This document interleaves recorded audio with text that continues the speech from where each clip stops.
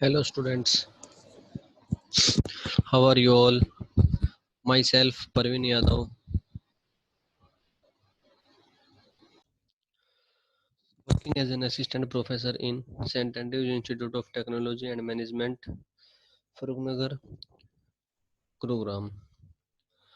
Today we are going to discuss about the topic that is data dictionary and data administrator from the unit number 1 of the subject database management system from the branch BBA. So basically अभी तक जितना भी हमने discuss किया है database से related, file system से related और आपका टाइप्स ऑफ फाइल सिस्टम के बारे में जितना भी हमने पढ़ा है, ठीक है, वो सारा कुछ तो हमने वहाँ पे देखा कि हम लोग क्यों फाइल सिस्टम को हमने यूज़ करना बंद कर दिया और हम लोग क्यों डाटाबेस को वहाँ पे यूज़ करते हैं। तो जब हम डाटाबेस को यूज़ करते हैं तो वहाँ पे हमने कुछ टर्म्स भी पढ़ी थी रिगार्डिंग रिकॉर्ड्स, टपल, रो, आपका एट्रीब्यूट्स, आपका रिलेशन। तो यहाँ पे ये कुछ टर्म्स ऐसी थी जो हमारे पास एक टेक्निकल टर्म्स थी, लाइक जो भी टेबल था हमारे पास हम उसको रिलेशन बोलते थे, एंड आपकी टपल्स को जो रो थी आपकी उनको हम टपल्स भी बोलते थे। एट्रीब्यूट्स आपके कॉलम थे, तो वो जो सारा का सारा हमारे पास जो टपल था उसको हम रिकॉर्ड भी बोलते थे और जो नंबर ऑफ रिकॉर्ड था वो हमारे पास क्या था, कंप्लीट फील्ड भी बोलते थे। तो आज हम बात करते हैं यहाँ पे डाटा डिक्शनरी की। बेसिकली हमने माइक्रोसॉफ्ट एक्सेस के अंदर जो भी प्रोग्राम्स आप लोगों ने बनाए हैं या एसक्यूएल के अंदर जो भी प्रैक्टिकल्स आपने परफॉर्म किए हैं, तो वहाँ पे आप कोई ना कोई एट्रीब्यूट्स क्रिएट करते थे। फर्स्ट आप लोग कोई ना कोई टेबल बनाते थे तो टेबल का नाम वहाँ पे प्रोवाइड करते थे। देन वहाँ पे जो भी आपको एट्रीब्यूट्स चाहिए होते थे उस टेबल का, वहाँ पे उस एट्रीब्यूट्स को पर्टिकुलर किस टाइप के चाहिए होते थे वो सारा कुछ वहाँ पे क्रिएट करते थे आप लोग। देन उसके अंदर हम उस पर्टिकुलर एट्रीब्यूट की वैल्यू वहाँ पे इंसर्ट कराते थे। तो आज जो डिस्कस करेंगे वो सारा इसी के बारे में है। तो फर्स्ट आपके पास data dictionary. Basically data dictionary को अगर हम बात करें तो हम कह सकते हैं कि डाटा अबाउट डाटा, कुछ कुछ उसी से रिलेटेड है हमारा, और जिसको हम बोल सकते हैं मेटा डाटा भी। यहाँ पे जो हमने एग्जांपल दिया हुआ है नीचे, ये यहाँ पे data define which stores the definition of characteristics of data and relationships. Means हमारे पास डाटा डिक्शनरी क्या करती है कि स्टोर करती है हमारे पास करेक्टरिस्टिक्स जो भी डाटा की होंगी वो, एंड उनके बीच में क्या रिलेशनशिप्स होंगी वो। अब यहाँ पे जो करेक्टरिस्टिक्स होगी, लाइक हमने यहाँ पे एक टेबल बनाया हुआ है हमारे पास, उस टेबल का नाम क्या है, डाटा। हमने यहाँ पे सपोज करो टेबल का नाम ही डाटा रखा हुआ है। यहाँ पे आपके कुछ एट्रीब्यूट्स हैं, लाइक एम्प्लॉय आईडी गिवन है, फर्स्ट नेम गिवन है, लास्ट नेम गिवन है, देन ये हाउस नंबर या पिन नंबर है, देन आपका डिपार्टमेंट आईडी है, और ये आपकी यहाँ पे हमारे पास रिकॉर्ड्स हैं। तो ये कंप्लीट हमारे पास एक रिकॉर्ड्स का पूरा सेट है यहाँ पे, ठीक है। अब जब हम यहाँ पे कॉलम बनाया है हमने, तो कॉलम में हमने देखा है कि हमारे पास क्या क्या था, एम्प्लॉय आईडी है, फर्स्ट नेम है, लास्ट नेम है, ये हाउस नंबर है, डिपार्टमेंट आईडी है। तो ये चीज़ हमने यहाँ पे कहीं लिखी हुई है, ये आपके सामने लिखी हुई है। कुछ एक चीज़ें और भी यहाँ पे मेंशन की हुई हैं कि जेंडर है, एम्प्लॉय की स्टार्टिंग डेट और एम्प्लॉय की एंड डेट है, कब उसने स्टार्ट किया है जॉब, कब उसने एंड किया है जॉब। तो अब जो डाटा डिक्शनरी है वो बेसिकली ये बताती है कि आपका जो एम्प्लॉय आईडी है वो किस टाइप से होगा, ठीक है। तो एम्प्लॉय आईडी का जो टाइप हमने वो डाल रखा है यहाँ पे इंटीजर, और उसको प्राइमरी की ऑफ अ टेबल सेट किया हुआ है। वैसे फर्स्ट नेम है तो वहाँ पे वेर क्या डाला हुआ है और उसका साइज हमने प्रोवाइड किया, और ये आप लोग प्रैक्टिकल में एग्जीक्यूट भी करके देख चुके हो। ये फील्ड्स हमें प्रोवाइड करानी होती है कि आपका पर्टिकुलर डाटा किस टाइप का या किस फॉर्मेटिंग का होगा। उसके अंदर आपकी कुछ प्राइमरी कीज भी थी, कुछ सुपर कीज भी थी, कुछ कैंडिडेट कीज भी थी। यहाँ पे बेसिकली हम लोगों ने प्राइमरी की सेट की हुई है उसकी एम्प्लॉय आईडी, जो कि आपका फर्स्ट कॉलम है। डेट मीन्स कि जब हमने इसको प्राइमरी की सेट कर दिया तो इस पर्टिकुलर 44 के नेम से या 44 आईडी से कोई दूसरी एंट्री हम लोग नहीं कर सकते। जो हमारे पास एक इश्यू क्रिएट हो रहा था डाटा रिडंडेंसी का, वो यहाँ पे सॉर्ट आउट हुआ था इस तरीके से। तो ये तो आपका डाटा डिक्शनरी पोर्शन, कि हम लोगों का डाटा डिक्शनरी बेसिकली क्या है, एक डिटेल बताती है हमारे पास डाटा डिक्शनरी की किस टाइप की इन्फॉर्मेशन, हम किस टाइप के करेक्टरिस्टिक्स हमारे जो होगी वो हम किस टाइप की इन्फॉर्मेशन पर्टिकुलर फील्ड्स की या पर्टिकुलर एट्रीब्यूट के अंदर हमें किस टाइप की इन्फॉर्मेशन सेट करनी है। लाइक जैसे कि यहाँ पे हमने एम्प्लॉय आईडी को अगर इंटीजर दिया हुआ है और फर्स्ट नेम को एनवायर कर दिया हुआ है, तो हम यहाँ पे हमें इंटीजर वैल्यू ही डालनी पड़ेगी। यहाँ पे अगर हम करेक्टर वैल्यू डालेंगे तो हमारे पास वो एक एरर जनरेट करेगा। और वहीं कैसे अगर हम यहाँ पे फर्स्ट नेम की बात करें तो यहाँ पे अगर हम 1 2 या 44 लिखते हैं, यहाँ पे साइमन लिखते हैं, यहाँ पे 44 लिखते हैं, तो हमारे पास एरर जनरेट होगा। तो ये जो चीज़ हमने यहाँ पे इसको डिफाइन किया है उसी को हम लोग बोलते हैं डाटा डिक्शनरी। और ये उसका डिस्क्रिप्शन है कि हमारे पास पर्टिकुलर एम्प्लॉय आईडी क्या चीज़ कंसिस्ट करती है या फर्स्ट नेम क्या है, तो वो यहाँ पे डिस्क्रिप्शन है। और यही चीज़ हमने यहाँ पे डेफिनेशन में लिखी है कि we stores the definition of characteristics of data and relationships. तो यहाँ पे हमने उसका कंप्लीट एक ब्लूप्रिंट दिया हुआ है। इसके बाद हमारे पास दो टाइप्स की हमारे पास डाटा डिक्शनरी होगी, जो कि मेन दो टाइप्स की होती है। एक होती है आपकी इंटीग्रेटेड, दूसरी होती है आपकी स्टैंड अलोन। बात करते हैं इंटीग्रेटेड, तो वो हमारे पास हम कह सकते हैं कि डाटाबेस के अंदर ही होती हैं। ठीक है, तो बेसिकली जो हमारे पास जितने भी रिलेशनल डाटाबेसेस हैं वो तकरीबन सभी के अंदर हमारे पास इंटीग्रेटेड डाटा डिक्शनरीज है। यहाँ पे हमारे पास क्या होगा कि जितने भी डीबीएज हैं वो मैक्सिमम जो डीबीएज हैं वो हमारे पास हो सकता है कि मे बी वो stand alone DBM data dictionary को यूज़ करें, बट बेसिकली हमारे पास जो इंटीग्रेटेड है वो इनबिल्ट होती है, या कह सकते हैं कि पर्टिकुलर डाटाबेस के अंदर या आरडीएमएस जो भी आरडीबीएमएस जो भी हम यूज़ करते हैं उसी के अंदर होती है। तो हमें कुछ एक्स्ट्रा एक्टिविटी उसके अंदर करनी नहीं होती। तो वही चीज़ यहाँ पे है कि कोई एक एग्जांपल लिया हुआ है रिलेशनल डाटाबेस का, जो कि हम आरडीबीएमएस बोल रहे हैं अभी। Includes an integral data dictionary और system catalog and is often accessed and updated by RDBMS. ठीक है, वो जो भी है एक्सेस्ड और अपडेटेड किसके थ्रू हो पाएगी, हमारे पास आरडीबीएमएस के रिलेशनल डाटाबेस मैनेजमेंट सिस्टम के थ्रू। ठीक है, और other than relational database the other entire DBMS mainly old one does not include and integrate. जो पुराने वाले थे वो लोग नहीं इंक्लूड करते, जो बाकी जितने भी हमारे पास नए सिस्टम्स जो भी आ रखे हैं, जितने भी नए सॉफ्टवेयर आ रखे हैं, वो सारे के सारे इंटीग्रल डाटा डिक्शनरी वहाँ पे इंक्लूड करते हैं। अब यहाँ पे दो टाइप्स है हमारे पास डाटा डिक्शनरी को हम फर्दर में दो टाइप्स में भी डिवाइड करते हैं। एक होता है हमारे पास एक्टिव, सेकंड वन होता है हमारे पास पैसिव। अब एक्टिव के अंदर क्या होगा कि जो भी डाटा डिक्शनरी होगी वो ऑटोमेटिकली अपडेटेड हो जाएगी by the DBMS, but passive के केस में हमें मैनुअली करना पड़ेगा उसको, and often needs to batch method to run. हमें कोई ना कोई वहाँ पे मेथड रन करना पड़ेगा, कोई ना कोई कमांड रन करनी पड़ेगी, जिसके थ्रू हम पर्टिकुलर फील्ड को पर्टिकुलर एट्रीब्यूट्स के नेम या उसका डिस्क्रिप्शन वहाँ पे सेट कर सकते हैं। तो ये हमारे पास दो चीज़ें हुई हैं। एक्टिव के अंदर हमने बता दिया कि ऑटोमेटिकली अपडेटेड हो जाएगी डीबीएमएस के थ्रू। जब भी कोई डाटाबेस का एक्सेस जनरेट होगा तो वैसे ही वहाँ पे एक एक्सेस इन्फॉर्मेशन वहाँ पे अप टू डेट रहेगी, जो कि उसको बार बार ऑटोमेटिकली अपडेट करती रहेगी।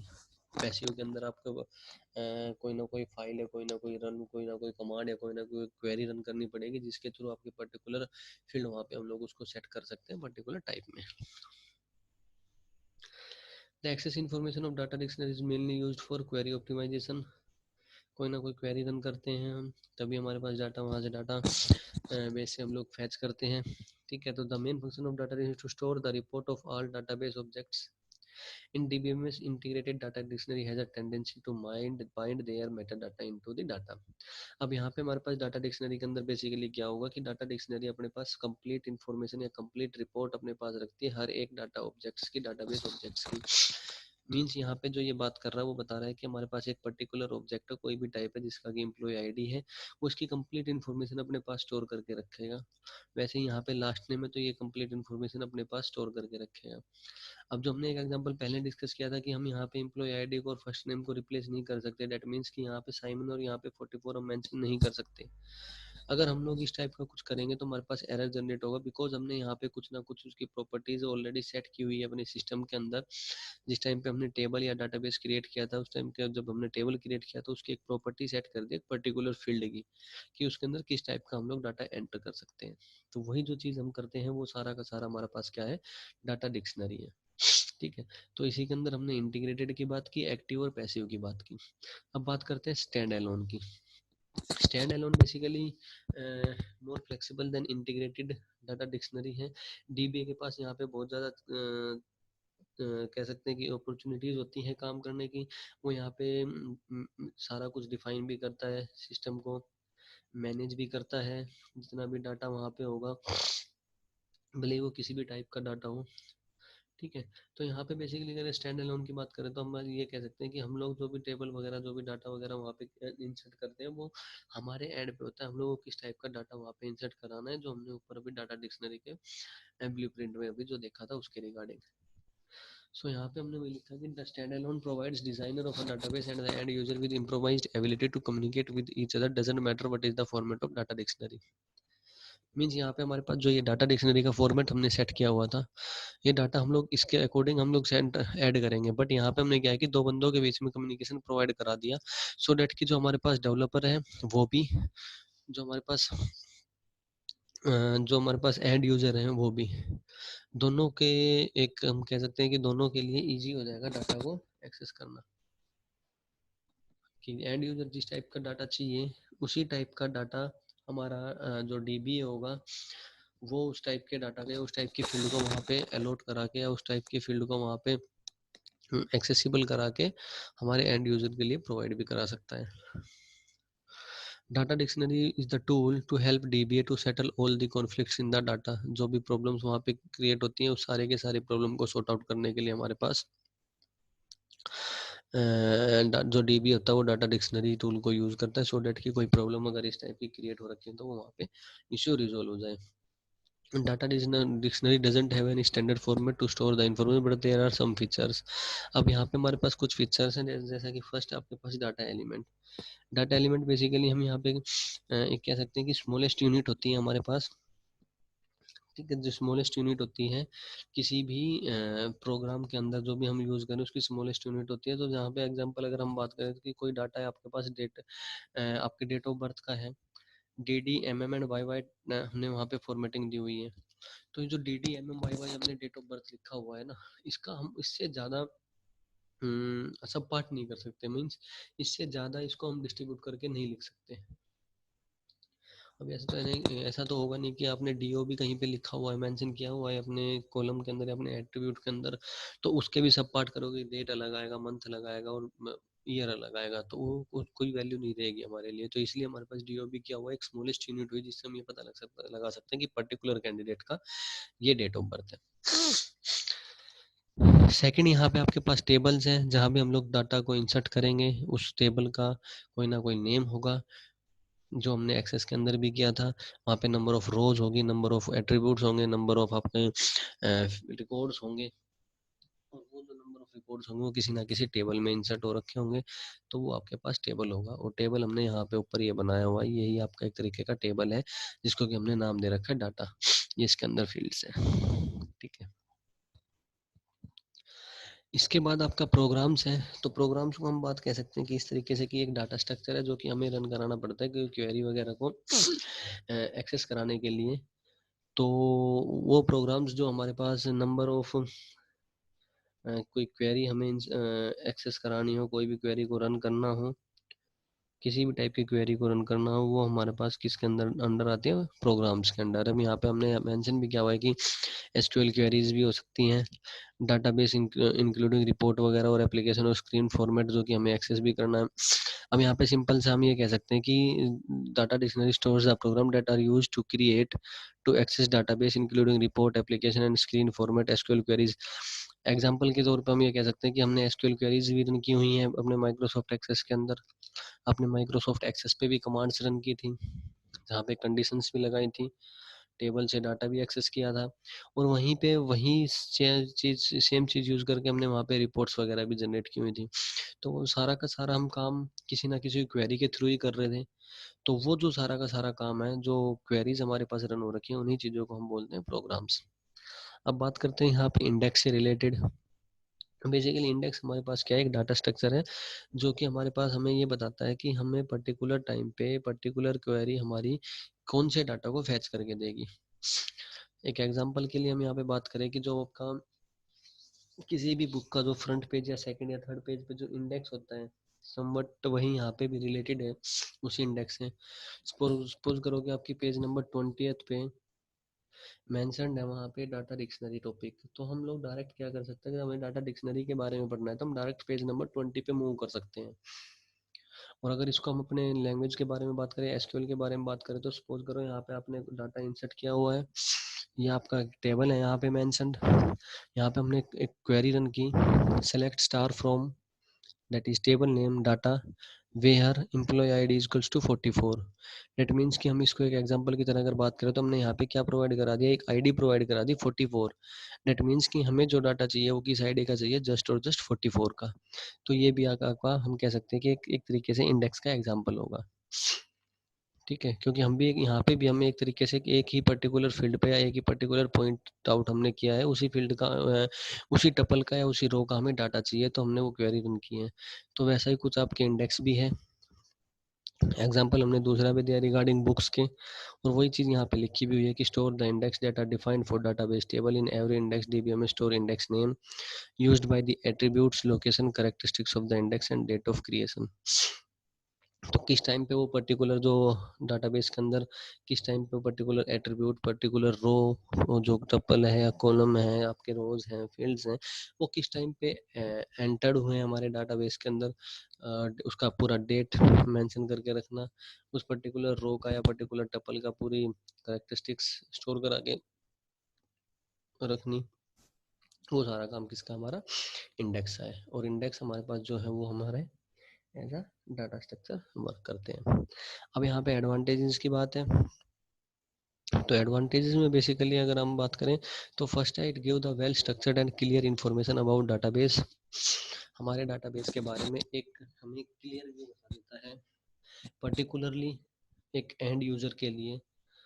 सपोज करो कि डाटाबेस यहाँ पे किसी भी एक स्टूडेंट ने बनाया है लाइक XYZ, और मैं एंड यूजर हूँ, मुझे उस पर्टिकुलर डाटाबेस में कोई डाटा इंसर्ट करना है, तो यहाँ पे मेरे लिए क्लियरली मेंशन है कि मैंने अगर सपोज करो कि यहाँ पे कोई डाटा अगर फेक डाटा या गलत डाटा डाल दिया, जैसे प्राइमरी की का एग्जांपल था, ऑलरेडी कोई डाटा वहाँ पे इंसर्ट है, प्राइमरी की जो हमारे पास कस्टमर आईडी थी वहाँ पे 1 XYZ और बाकी की रेस्ट ऑफ द फील्ड्स वहाँ पे डिपेंडेंट है, ऑलरेडी वहाँ पे इंसर्ट हो रखी है, और मैं दोबारा से उस पर्टिकुलर प्राइमरी की को 1 से ही स्टार्ट करके कोई वैल्यू वहाँ पे इंसर्ट कर रहा हूँ, तो वो नहीं होगी। क्योंकि हमने कोई ना कोई कैरेक्टरिस्टिक्स, कोई ना कोई फीचर्स, कोई ना कोई प्रॉपर्टी पहले से सेट की हुई है अपनी डाटाबेस की, अपनी टेबल की, तो उसी प्रॉपर्टी के अकॉर्डिंग हम लोगों को मूव करना पड़ेगा। तो वही चीज़ है कि यहाँ पे अगर हमारे पास इजीली यहाँ पे अगर एरर जनरेट हो रहा होगा, इजीली हमें पता लग रहा होगा, तो हम वो काम हमारे लिए इजी हो जाएगा करना। ठीक है, it is very helpful for the administrator or new DBA to understand the database since it has all the information about the database. DBA can easily able to track any database means यहाँ पे क्या होगा कि suppose करो कि किसी एक बंदे ने डाटाबेस बनाया XYZ ने, और कोई दूसरा बंदा ABC उस पर्टिकुलर डाटाबेस को एक्सेस करना चाहता है, कोई क्वेरी रन करना चाहता है उस डाटाबेस पे, सो हम लोग वहाँ पे इजीली ABC XYZ ने जो डाटाबेस के अंदर एंटर किया है, ABC उस चीज़ को इजीली एक्सेस कर पाएगा, बिकॉज वहाँ पे एक पर्टिकुलरली क्लियर कट लेआउट उसको मिलेगा कि आपको क्या फैच करना है, किस तरीके से फैच करना है, जस्ट उसको एक क्वेरी रन करनी है regarding our requirement. Since database is very huge and will have lots of table, views, constants, indexing and etc, it will be difficult to anyone to remember. Data dictionary help user by providing all the details in it. Last आपका ये हम कह सकते हैं, यहाँ पे इसने पूरे टॉपिक को क्लियर कर दिया है।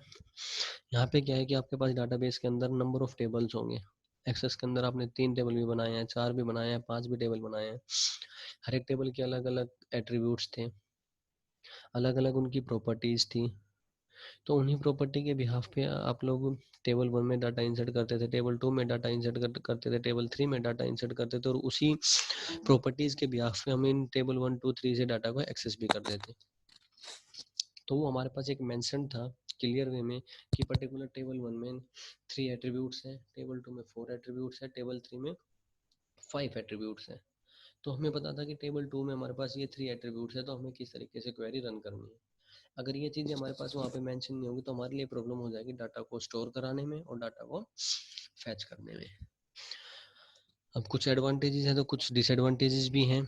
लाइक डाटा डिक्शनरी हमारे पास एक बहुत बड़ा टास्क हो जाएगा, क्योंकि बहुत सारे टेबल्स बनते हैं, बहुत सारे इंडेक्सिंग वहाँ पे क्रिएट होती है, तो वो सारा कुछ करना भी थोड़ा हमारे लिए प्रॉब्लमेटिक वे है। ठीक है, It should be well designed in advance to take all the advantages of it, otherwise it will create problems throughout its life. अगर हम इसको अच्छी तरह से यहाँ पे मेंशन करके या क्लियरली वे में उसके पूरी प्रॉपर्टीज को अच्छी तरह डिस्क्रिप्शन में या पूरे अच्छी तरीके से वहाँ पे क्लियरली अगर ना मेंशन करेंगे तो हमारे लिए इन फ्यूचर प्रॉब्लम क्रिएट हो सकती है। अगर हम यहाँ पे एग्जांपल की बात करें तो स्टार्टिंग में हो सकता है हमारे डाटाबेस में जस्ट 2 टेबल हो, like the account section and the library section. तो स्टार्टिंग में अगर हम अपने ही कॉलेज की बात करें तो यहाँ पे बच्चे कम थे and saint Andrews in Gurgaon campus में। सपोज करो कि स्टार्टिंग में जब हमारे पास 2014 में जब कॉलेज स्टार्ट हुआ तो वहाँ पे हमारे पास 2013-14 में जब कॉलेज स्टार्ट हुआ तो वहाँ पे हमारे पास 50 के अराउंड बच्चे थे एक ब्रांच में, 30 के अराउंड बच्चे थे। तो वो हमारे पास बहुत कम डाटा था, हम उस चीज़ को इजीली हैंडल कर सकते थे। बट अगर करंट सिनेरियो की बात करें तो हमारे पास हमें नंबर ऑफ टेबल्स बनाने पड़ेंगे। अब हमारे पास जैसे बीसीए के हमारे पास ऑलरेडी 2 सेक्शन है तो हमें 2 टेबल बनाने पड़े बीसीए के अलग से, फिर बीबीए के भी 2 टेबल हैं, 2 टेबल बनाने पड़े। जैसे ही हमारे पास नंबर ऑफ स्टूडेंट्स बढ़े हैं तो हमें फिर नंबर ऑफ टेबल्स भी बनाने पड़े हैं। नंबर ऑफ टेबल्स, अब आपका अकाउंट सेक्शन था पहले, फिर लाइब्रेरी सेक्शन 2 थे, उसके बाद हॉस्टल वाला भी सेक्शन बनाना पड़ा, उसके बाद और भी स्पोर्ट्स क्लब से रिलेटेड इस टाइप से हमें काफ़ी सारे टेबल बनाने पड़े। तो जैसे जैसे हमारे पास डाटा बढ़ता जाएगा हमारे लिए प्रॉब्लम क्रिएट हो जाएगी। इसलिए हम लोग क्या करते हैं कि डाटा डिक्शनरी के यूज़ करके या डाटा डिक्शनरी की हेल्प से स्टार्टिंग से ही उस पर्टिकुलर डाटा के बारे में डिस्कस करके चलते हैं, डिस्क्राइब करके चलते हैं कि पर्टिकुलर टेबल क्या क्या फील्ड्स अपने पास रखता है और पर्टिकुलर फील्ड की या पर्टिकुलर एट्रीब्यूट की क्या प्रॉपर्टीज़ है। अब जब डाटा डिक्शनरी की बात करें तो हमारे पास इसकी कॉस्ट भी बहुत ज़्यादा होगी क्योंकि हमें सारा कुछ स्टोर भी कराना पड़ेगा एक पर्टिकुलर वे के अंदर। तो वो जो कॉस्ट लगती है वो लगती है, it includes its initial build and hardware charges as well as cost of maintenance. ठीक है, तो यहाँ पे हमारे पास कॉस्ट लगेगी। एक यहाँ पे जो एक और डिसएडवांटेज है कि नॉन टेक्निकल जो हमारे पास यूजर्स होंगे उनको समझने में डाटा डिक्शनरी का पर्टिकुलरली एक इश्यू रहेगा as compare to the technical users के लिए। अब एक टेक्निकल यूजर को पता है कि एक प्राइमरी की हमें फील्ड यहाँ पे इंसर्ट करने लायक इंटीजर टाइप का हमें डाटा इंसर्ट करना है। तो एक टेक्निकल जो बंदा होगा वो वहाँ पे डायरेक्टली वहाँ पे इंटीजर टाइप की वैल्यू डाल देगा 1 2 3 4 5 6 जो भी है। बट नॉन टेक्निकल का बंदा होगा तो उसको थोड़ा समझने में प्रॉब्लम होगी कि इंटीजर टाइप्स की वैल्यू कौन सी, तो उसको समझ में नहीं आएगा। तो ये यहाँ पे एक और डिसएडवांटेज है इसका। इसके बाद एक इम्पोर्टेंट टॉपिक आपका डाटाबेस एडमिनिस्ट्रेटर, जिसको हम डाटाबेस एनालिस्ट भी बोलते हैं, डाटाबेस डेवलपर भी बोलते हैं। बेसिकली वो पर्सन जो पूरे ऑर्गेनाइजेशन को मैनेज करे, पूरे ऑर्गेनाइजेशन की इंफॉर्मेशन को मैनेज करके रखें, उसे हम डाटाबेस एडमिनिस्ट्रेटर बोलते हैं। बेसिकली बहुत बड़ा रोल है हमारे पास डाटाबेस एडमिनिस्ट्रेटर का, जो एक पर्टिकुलर डाटाबेस को हैंडल भी करेगा, उसके अंदर जो चेंजेस करने पड़ेंगे वो चेंजेस भी करता है, डाटाबेस को प्रोटेक्ट भी करता है। वो सारे के सारे काम हमारे पास डाटाबेस एडमिनिस्ट्रेटर के होते हैं।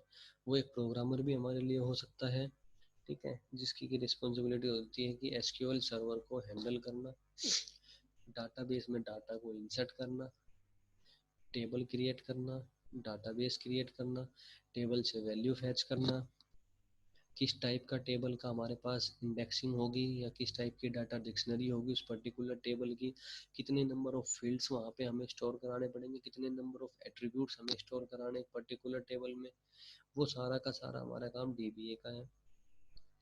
सो डीबीए का यहाँ पे हमारे पास मेन रोल होता है किसी भी ऑर्गेनाइजेशन में। So database administrator can be a system administrator who was given the added responsibility of maintaining a SQL server.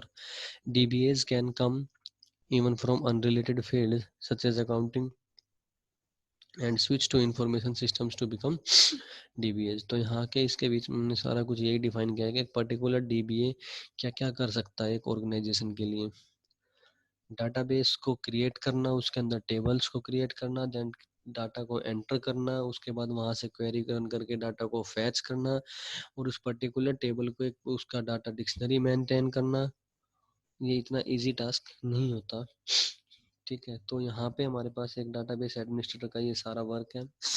अब उसकी रिस्पॉन्सिबिलिटीज़ क्या है यहाँ पे हमने कुछ मेंशन की हुई है, जैसे first one installing and upgrading a SQL server, monitoring the database servers health and tuning accordingly, using storage properly, performing backup and recovery duties, managing database user and securities, working with developers, scheduling events, providing 24-hour access। और ये कुछ skills हैं कि जो database administrator के पास होनी चाहिए, like operating system की नॉलेज होनी चाहिए, फिजिकल डिज़ाइन की नॉलेज होनी चाहिए, फिजिकल डाटाबेस डिज़ाइन की किस तरीके से हमारे पास डाटाबेस क्रिएट होता है, ओरेकल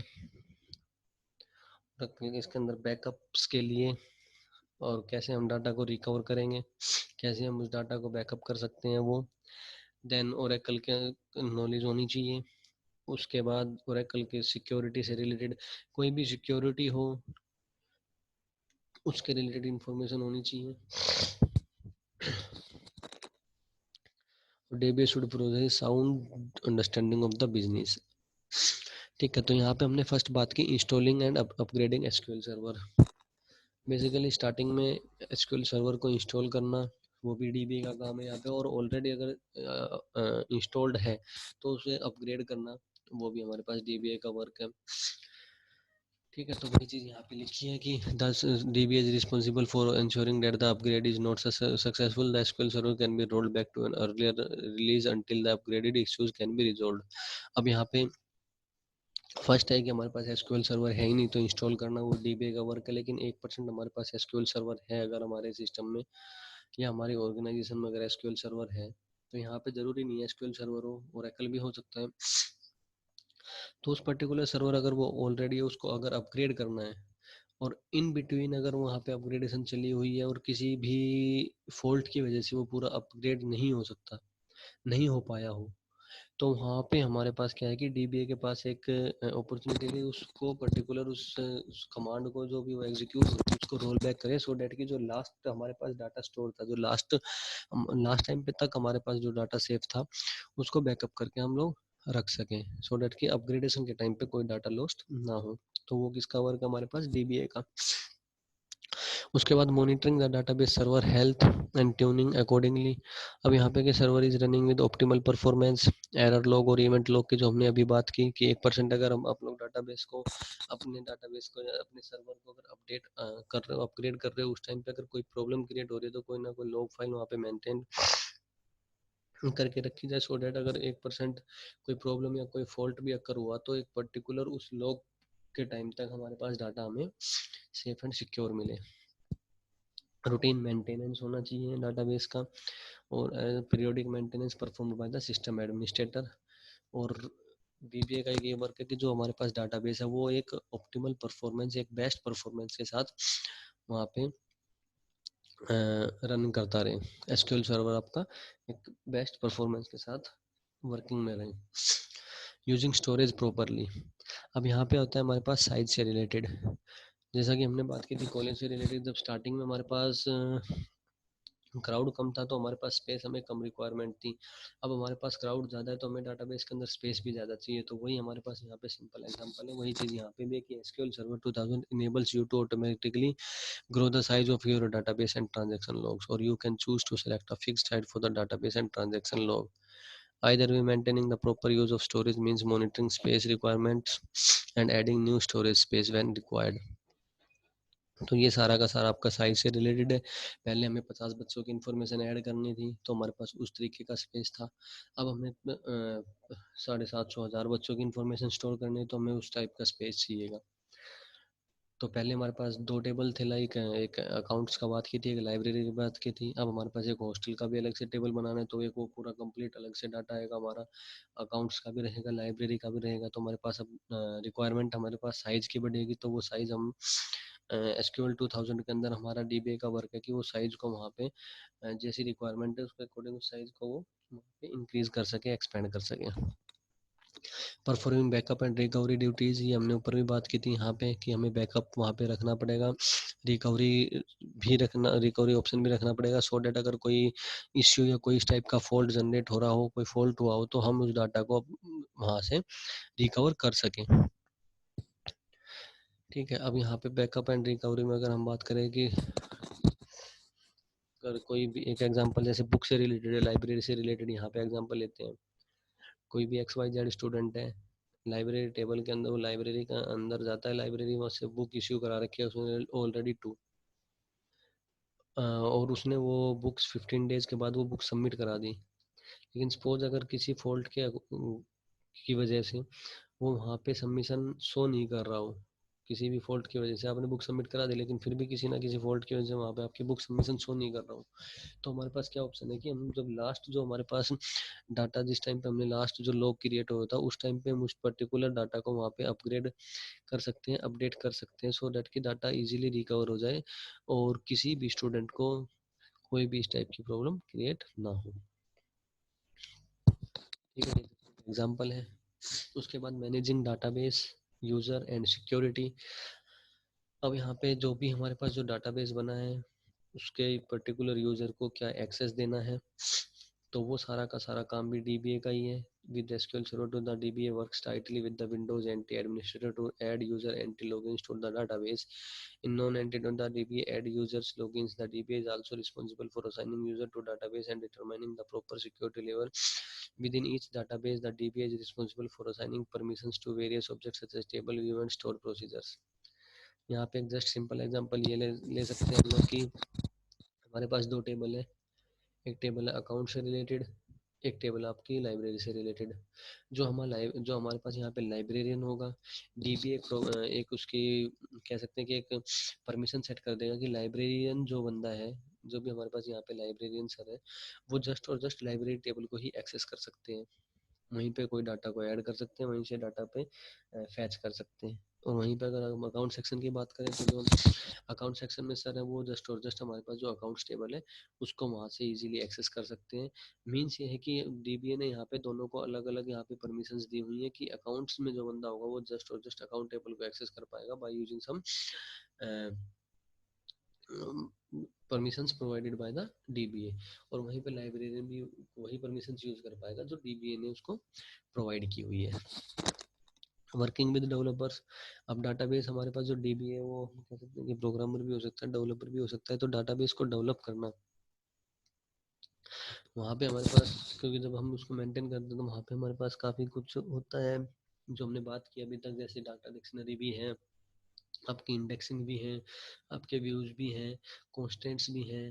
ठीक है, ये सारी की सारी चीज़ें हैं, और क्वेरी भी रन करनी होती है हमें वहाँ पे। कोई डाटा को अगर आपको फैच करना है तो कोई ना कोई क्वेरी भी रन करनी पड़ती है, तो उस क्वेरी लैंग्वेज जो हमारे पास, जिसको कि हम बोलते हैं एसक्यूएल स्ट्रक्चर्ड क्वेरी लैंग्वेज, वो लैंग्वेज से रिलेटेड भी कंसेप्ट यहाँ पे हमारे पास डीबीए के क्लियर होने चाहिए, तो वो जो पर्टिकुलर बंदा है वो ये सारे काम भी हमारे पास वर्क कर सकता है डेवलपर के साथ।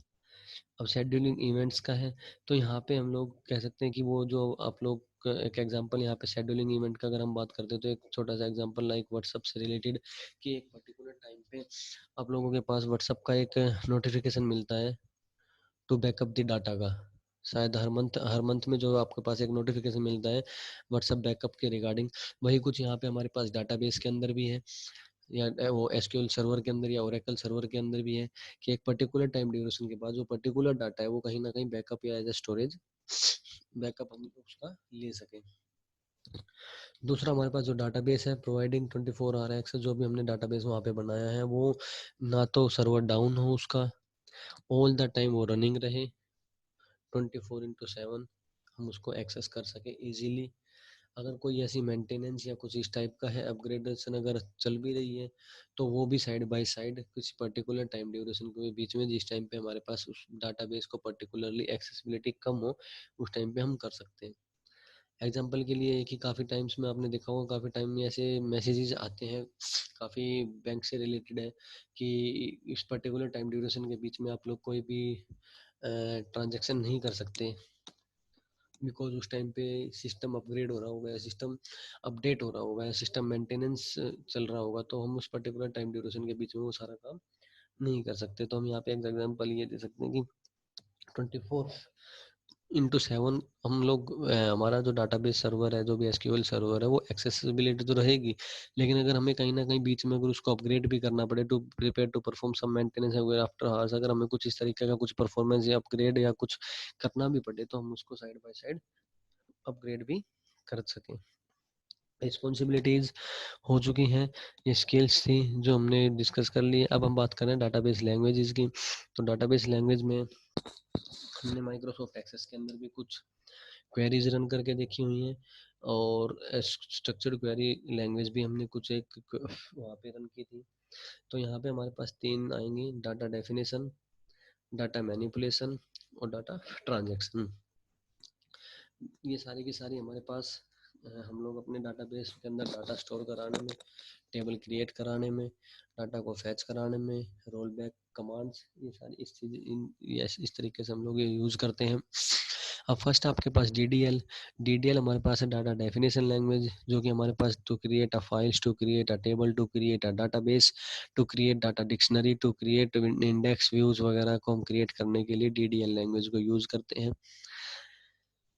ठीक है, ये हमारे पास यहाँ पे हमने मेंशन किया हुआ है कि क्रिएट स्कीमा ऑब्जेक्ट्स, किसी जो हमने ऑलरेडी क्रिएटेड है हमारे पास टेबल, वहाँ पे ऑल्टर कमांड, आपकी क्रिएट कमांड, आपकी ड्रॉप कमांड, आपकी रीनेम कमांड, ये सारे की सारी क्या है, DDL कमांड्स है। ये कमांड्स आप लोगों ने अपने प्रैक्टिकल्स के अंदर एग्जीक्यूट भी की हुई है। DML मीन्स कि कोई ना कोई मैनिपुलेट करना, आपने टेबल बना दिया, आपने डाटाबेस बना दिया, लेकिन टेबल के अंदर जो हम डाटा इंसर्ट करेंगे, जिस कमांड के थ्रू हम डाटा इंसर्ट करते हैं, वो कमांड्स हमारे होते हैं डाटा मैनिपुलेशन लैंग्वेजेस। जैसे कि यहाँ पे डिलीट करना, इंसर्ट डाटा करना, क्वेरी फैच करने के लिए सेलेक्ट कमांड, कोई डाटा कोई पर्टिकुलर जो आपके पास कॉलम है, जो कोई रो है कोई, उस डाटा को change column values in existing rows by using update command. ठीक है, तो ये हमारे पास DML लैंग्वेजेस है। डाटा कंट्रोल लैंग्वेज और डाटा ट्रांजैक्शन लैंग्वेज बेसिकली हमारे पास ग्रांट एंड रिवोक है। ठीक है, इंसर्ट इंडेक्सिंग वगैरह ये आपकी ग्रांट रिवोक और कमेंट हमारे पास डाटा कंट्रोल लैंग्वेजेस है।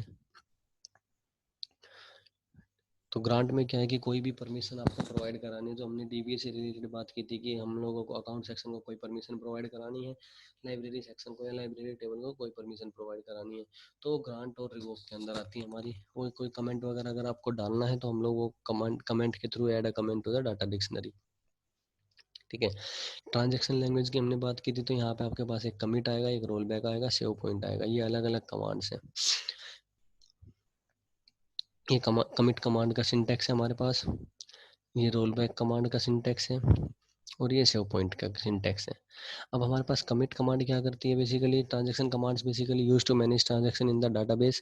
मेनली ट्रांजैक्शन हमारे पास कौन सी हो सकती है, तो यहाँ पे आप लोग एग्जांपल ले सकते हो बैंकिंग से रिलेटेड, बैंकिंग जो मैनेजमेंट डाटा सिस्टम है हम उसके बारे में बात कर सकते हैं। यहाँ पे commit command is use to permanently save any transaction into the database. Commit command basically क्या करती है कि हमारे पास जो डाटा हमने अभी तक स्टोर करा है, तो हम जब कमिट कमांड रन करते हैं तो जो पर्टिकुलर डाटाबेस के अंदर हमारे पास स्टोर डाटा हो चुका है एक पर्टिकुलर अकाउंट नंबर से रिलेटेड, वो हमने कमिट कर दिया था, वहां तक का हमारे पास जो डाटा है वो परमानेंटली सेव हो गया है। Roll back basically command restores the database to last committed state. It is also used with save point command to jump to a save point. Roll back command basically क्या करती है कि अगर हमें कोई डाटा को रिस्टोर कराना है एक पर्टिकुलरली कमिटेड स्टेट पे, जो कि हमने यहाँ पे रन की थी, तो वहां से हम उस पर्टिकुलर डाटा को रोल बैक कर सकते हैं। तो कमांड को रन करेंगे roll back to save point, जहाँ भी हमें सेव पॉइंट जिस भी पर्टिकुलर पॉइंट पे सेव कराना हो। Save point command is used to temporarily save transaction so that you can roll back to that point whenever required. अब यहाँ पे एक एग्जांपल के लिए बात कर लेते हैं सारे कमांड्स के बारे में। फर्स्ट हमने बात की डाटा डेफिनेशन लैंग्वेज की, तो यहाँ पे हम लोग डाटाबेस को क्रिएट करना, टेबल को क्रिएट करना, हमने जो कमांड्स हैं create database, database name, create table, table name और उसकी प्रॉपर्टीज, मीन जो प्रॉपर्टीज थी हमारे पास, कोई भी एट्रीब्यूट्स आपने सेट किए थे वो सारे वो आपके पास हो गए हैं DDL के अंदर। एक सिंपल एग्जांपल DML, अब हमें टेबल बना दिया है टेबल 1 के नाम से, उसके अंदर हमें कोई वैल्यू डालनी है, तो वो आपकी हो जाएगी इंसर्ट्स वगैरह से, या कोई डाटा को डिलीट करना है जो ऑलरेडी है तो हमारे पास डिलीट कमांड है। सेलेक्ट कोई डाटा हमें फैच करना है तो सेलेक्ट क्वेरी रन कर सकते हैं। डाटा कंट्रोल लैंग्वेज की हमने बात की कि हमें पर्टिकुलर यूजर को कौन सी परमिशंस प्रोवाइड करानी है, वो ग्रांट और रिवोक, या कौन सी वापसी लेनी है, उस कमांड के लिए हम लोग रिवोक कमांड रन करते हैं। तो वो चीज़ें हमारे पास यहाँ पे grant and take away privileges and roles. Next यहाँ पे कोई अगर कमेंट डालना है तो उसके लिए आपकी कमेंट कमांड है। देन यहाँ पे आपके पास है ट्रांजैक्शन कंट्रोल लैंग्वेज, तो यहाँ पे आपके पास 3 की हमने बात की थी, कमिट, सेव पॉइंट एंड आपका one more is roll back. अब यहाँ पे हम एग्जांपल ले लेते हैं बैंकिंग सिस्टम का। सपोज करो कि यहाँ पे एक जो पॉइंट है, हम लोग एक वही जो नॉर्मल एग्जांपल मैं पहले भी डिस्कस कर चुका हूँ कि हम लोग एटीएम पे जाते हैं, कार्ड हमने इंसर्ट किया, पेमेंट एंटर की, कितना हमें विड्रॉल करना है, और हमने हमारी पेमेंट भी एटीएम से आउट नहीं हुई है, विड्रॉल नहीं हुआ हमारा अमाउंट, लेकिन उसके बावजूद भी हमारे पास एक मैसेज जनरेट हो गया जाता है कि your amount has been debited. तो वो जो काम है हमारे पास, अब यहाँ पे होता क्या है कि यहाँ पे हम जस्ट एक सिंपल ये कर लेते हैं कि जो लास्ट हमारे पास स्टेटमेंट थी कि जिस टाइम पे हमने लास्ट अमाउंट सबमिट कराया था अपने अकाउंट में, तो वहाँ पे उन्होंने कमिट कमांड रन कर दी पर्टिकुलर अकाउंट नंबर पे। सपोज करो मेरा अकाउंट नंबर 1 2 3 4 5 6 7 8 9 तक है, तो उस पर्टिकुलर अकाउंट पे उन्होंने कमिट कमांड रन कर दी, और वो कर दी यहाँ पे आपकी सपोज 11 मई पे, और मैं 13 मई को मैंने वहाँ पे विड्रॉल करने की कोशिश की, और वहाँ पे मुझे विड्रॉल का मैसेज भी आ गया। अब उस टाइम पे क्या होगा कि मेरे पास विड्रॉल का मैसेज आ गया डेबिटेड का, बट डेबिट हुआ नहीं है, तो उसी टाइम पे हमारे पास क्या होती है, रोल बैक कमांड रन होती है, जो कि कहाँ पे किस पॉइंट पे होती है, तो हमने यहाँ पे roll back to save point दिया था, save point name. That means कि हमारी जो सेव किस टाइम पे हुआ था, 11 मई को, तो वो एक पर्टिकुलर सेव पॉइंट वहाँ पे क्रिएट हो गया, सो डैट कि वहाँ पे जो डाटा था वो उसके अकॉर्डिंग फिर दोबारा मेरे पास रोल बैक कमांड के थ्रू दोबारा से रिवर्ट में वहाँ पे मैसेज जनरेट हो जाए और रिवर्ट में डाटा दोबारा से स्टोर हो जाए। तो ये आपकी प्रोसेसिंग थी पूरी की पूरी ट्रांजेक्शन से रिलेटेड।